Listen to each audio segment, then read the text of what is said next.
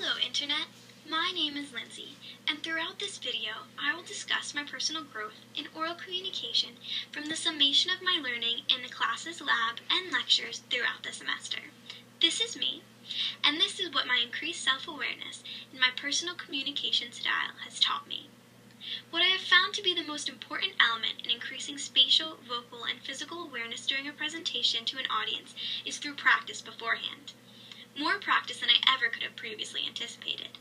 I suggest practicing in front of a group to mimic the natural situation of the presentation and gain the opinions of others on areas that require improvement.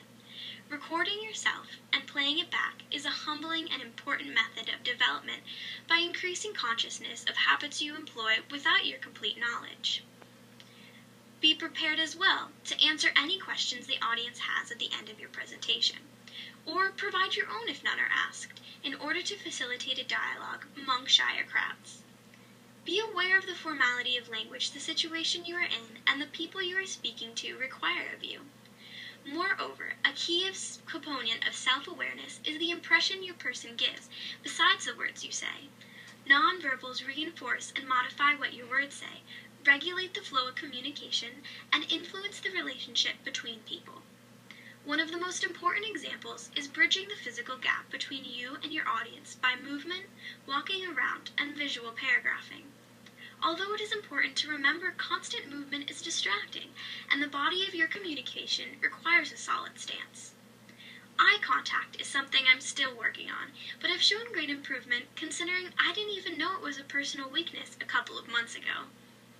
Filler words as well are a problem I still struggle with, but I've made great strides in, due to increased awareness and practice. On a good note, I've greatly reduced my employment of adapters, which are movements used to satisfy a physical need, and now only present effective gestures that enhance my message. I have also learned your posture and presence should be open.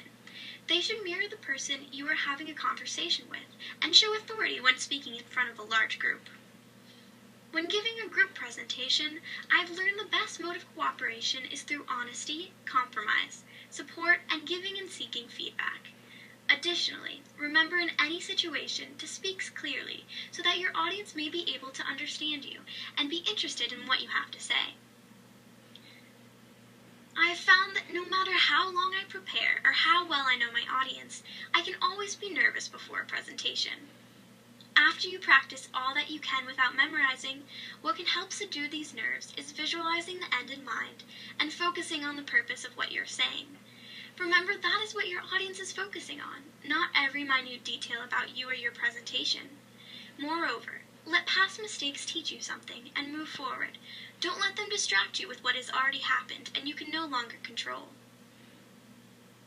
One of the most vital aspects I have learned this semester is the importance of considering the audience.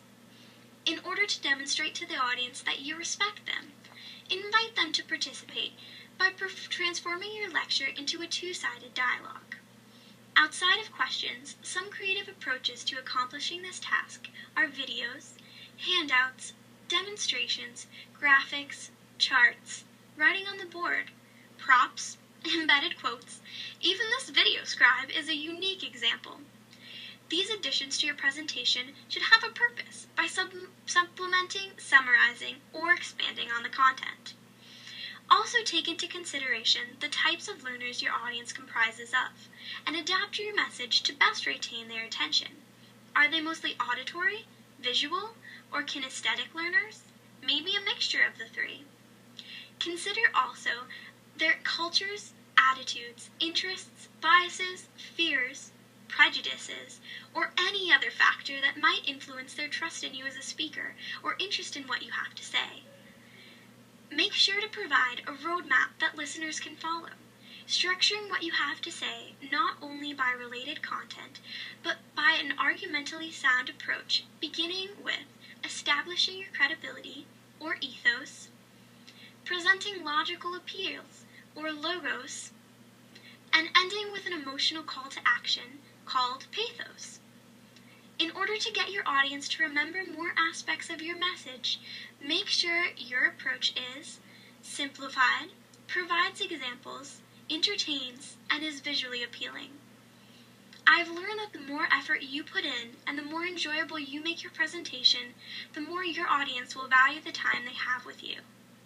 Lastly, the most dramatic area of my growth throughout this class has been in learning the value of communication. Through achievement in successfully delivering a message to the audience, both the speaker and listeners are empowered. Through self-reflection of our areas of strength and weakness by the practice methods I mentioned earlier, we become more self-aware and open the door to growth. Listening is our access to understanding, and only through understanding can we really make an impactful change. Active listening also increases interpersonal awareness and expands our worldview. Through effective communication, we step outside of our comfort zone, build trust between people, and learn the importance of always being prepared.